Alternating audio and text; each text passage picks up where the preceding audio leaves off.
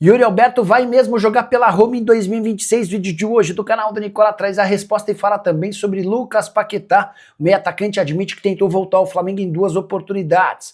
Quero te atualizar também sobre o Cruzeiro para responder se Gonzalo Plata e Fabinho interessam. São Paulo tomou uma decisão importante sobre a volta ao Morumbi ainda na temporada de 2025. Informações importantes no Palmeiras. Primeiro, proximidade da Leila, da CBF e distanciamento da Federação Paulista. Quero falar ainda sobre o julgamento da próxima segunda-feira envolvendo o Vitor Roque, especialmente depois da absolvição do Bruno Henrique. Para completar, últimas do mercado, bastidores, finanças e muito mais.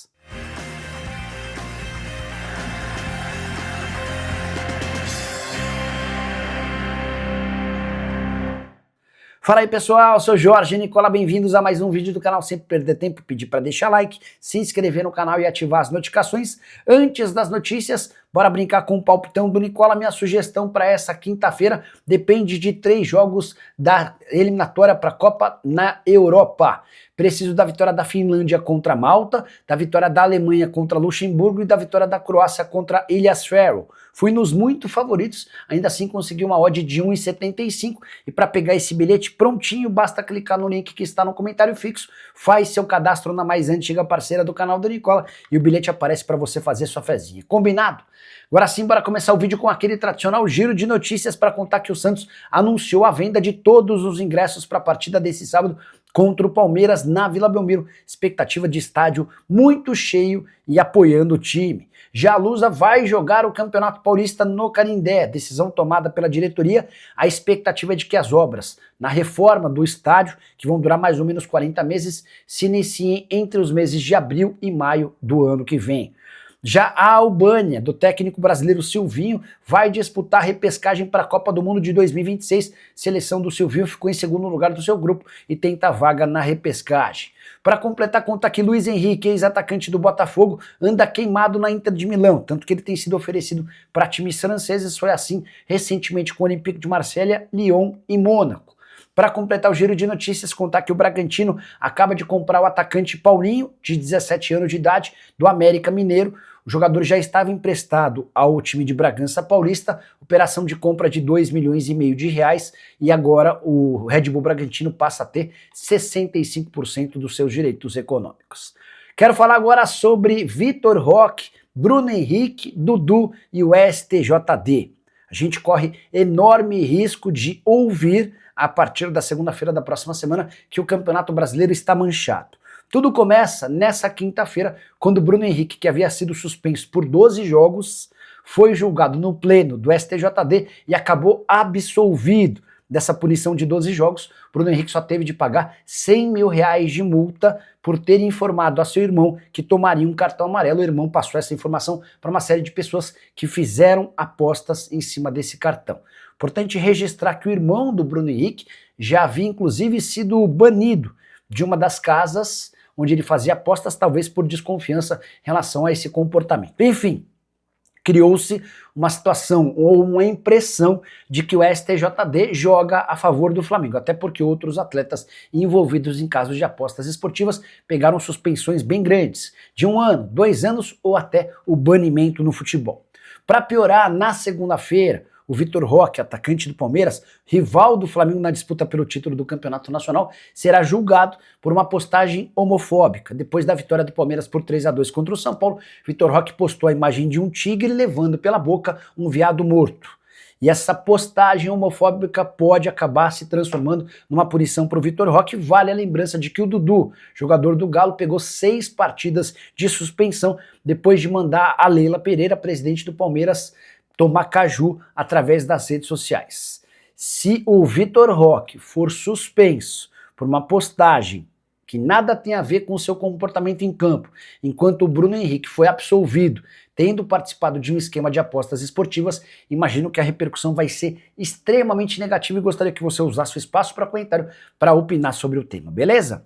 Hora de falar sobre Gonzalo Plata e Fabinho, jogadores que estariam na mira do Cruzeiro para 2026. Começando pelo Gonzalo Plata, o jornal Dia do Rio de Janeiro informa que o atacante equatoriano do Flamengo interessa ao Cruzeiro e a outras equipes do exterior. Consultei fontes ligadas a essa possibilidade e posso assegurar que não há nenhum interesse do Cruzeiro em contratar o jogador. O Plata é até bem avaliado do ponto de vista esportivo, mas o comportamento dele fora dos campos é péssimo. Alguém que sai com enorme frequência, balada, noite, não é muito compromissado, foram vários os problemas ao longo da carreira. Não há nenhuma intenção do Cruzeiro em contratar o Plata, podemos descartar esse nome. Sobre Fabinho, volante veterano que pertence ao Ittihad, recentemente convocado para a seleção brasileira.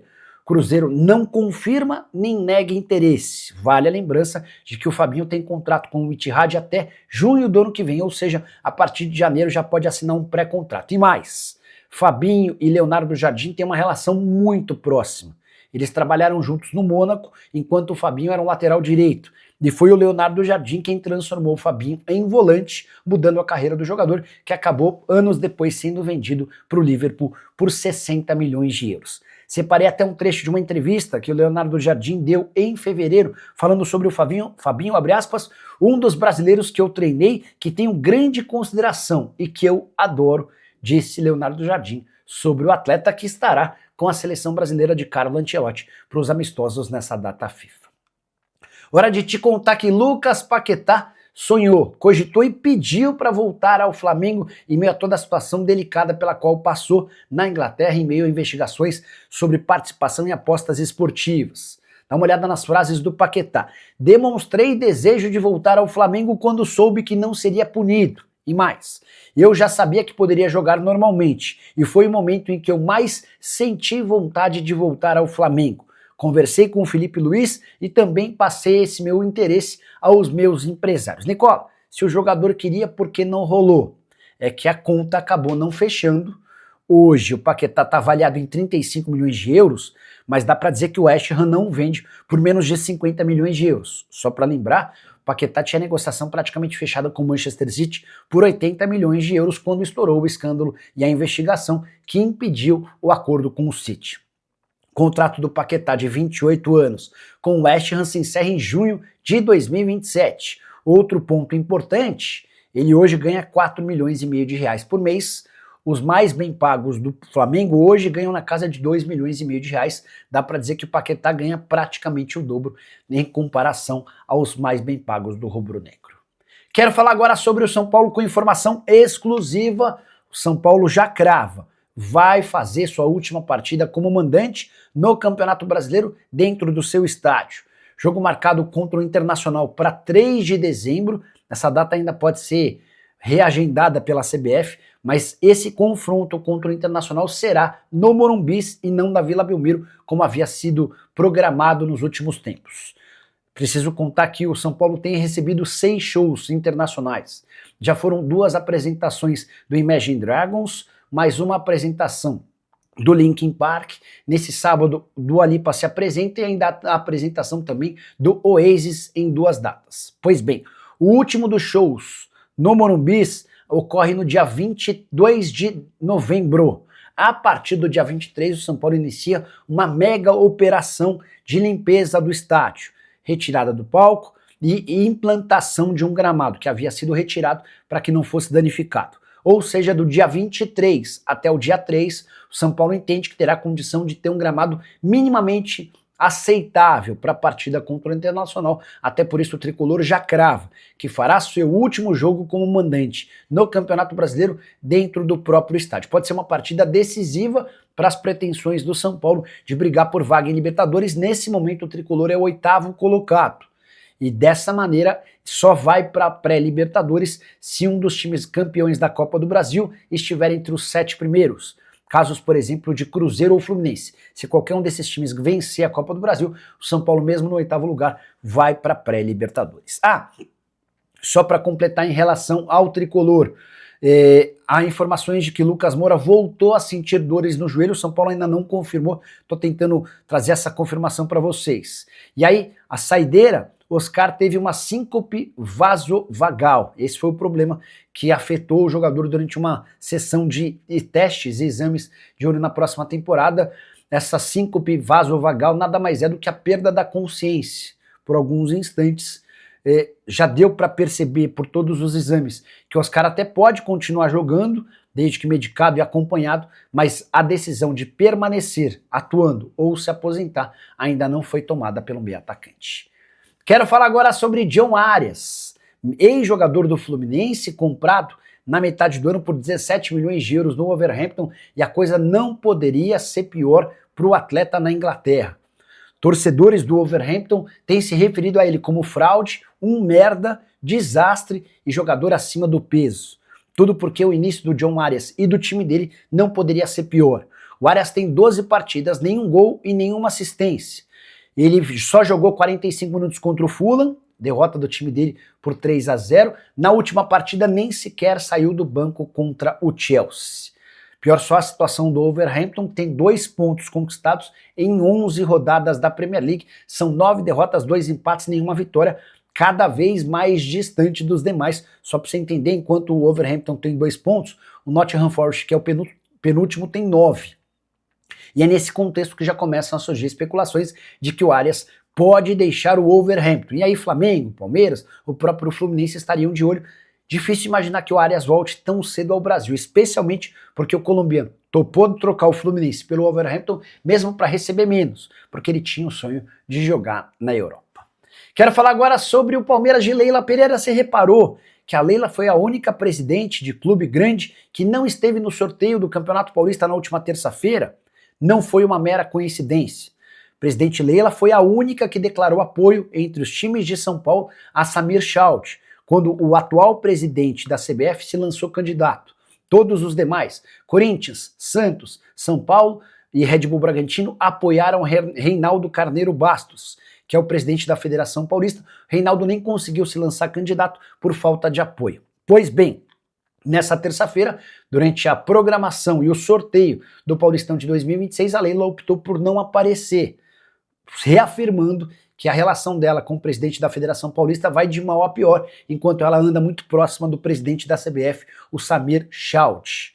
Resta saber as implicações desse distanciamento entre Palmeiras e Federação no campeonato estadual do ano que vem, torneio que começa em 11 de janeiro e termina em 8 de março. Você sabe, o Paulistão passou a ter apenas 8 datas na fase de grupos, inspirado na Champions. Os times já sabem quais são os seus adversários, não há grupo, e aqueles que fizerem, os 8 primeiros que fizerem mais pontos vão para o mata-mata, os 2 últimos são rebaixados. Só mais um bastidor sobre esse sorteio na terça-feira. O Anderson Barros foi o representante do Palmeiras, foi no lugar da Leila Pereira e praticamente não foi ouvido. O Anderson só era chamado para falar no momento em que o Palmeiras precisava se posicionar em relação a votos, e dá para dizer que os times grandes não conseguiram emplacar vários dos seus desejos. Isso porque a votação se dá de acordo com a proporcionalidade. Então, assim, não tem tal, o clube grande tem um peso maior nos votos. Se são 16 participantes do campeonato, os 16 presidentes de clubes votam e aquilo que for maioria leva.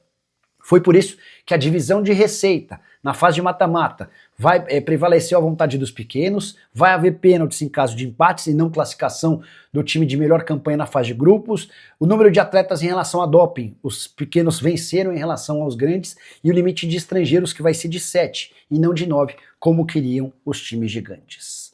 Bora fechar o vídeo para falar sobre Yuri Alberto. Craque Neto contou em seu programa Os Donos da Bola dessa quarta-feira que Yuri Alberto será vendido para Roma no ano que vem. A frase é a seguinte, abre aspas, pelas informações que eu tenho, esquece. Ele não vai ficar para o ano que vem. O Yuri Alberto vai para Roma mesmo, afirmou o craque Neto, que tem fontes no Corinthians e especialmente também próximas ao Yuri. Ele cria uma relação bem legal com os pais do Yuri e com o jogador. Segundo o craque Neto, a negociação pode girar entre 30 e 40 milhões de euros, com a lembrança de que o Corinthians tem só 50% dos direitos econômicos, ou seja, vendeu por 30 milhões, o Corinthians fica com 15 milhões, vendeu por 40 milhões e o Corinthians fica com 20 milhões. Só para completar, Yuri Alberto soma 51 jogos, 16 gols e 2 assistências, temporada bem ruim na comparação com a passada. O Yuri, desde que voltou da contusão, tem alternado momentos de craque e momentos de perna de pau. Isso também ajuda a negociá-lo em caso de proposta. A única impressão que eu tenho é de que é sempre muito mais complicado uma operação de 30 a 40 milhões de euros na janela de inverno europeia, que seria de janeiro. Então, tenho comigo a impressão de que o Yuri pode acabar ficando pelo menos até a metade do ano que vem. Só para contar também que o Corinthians precisa de pelo menos uma ou duas grandes vendas para tentar salvar o seu ano do ponto de vista financeiro. Além de Yuri Alberto, uma possibilidade real de transferência envolve Breno Bidon. Já contei para vocês que ele é alvo do Atlético de Madrid. Curtiu o vídeo? Não esquece de deixar like, se inscrever no canal. A gente se encontra assim que surgir notícia. Tchau.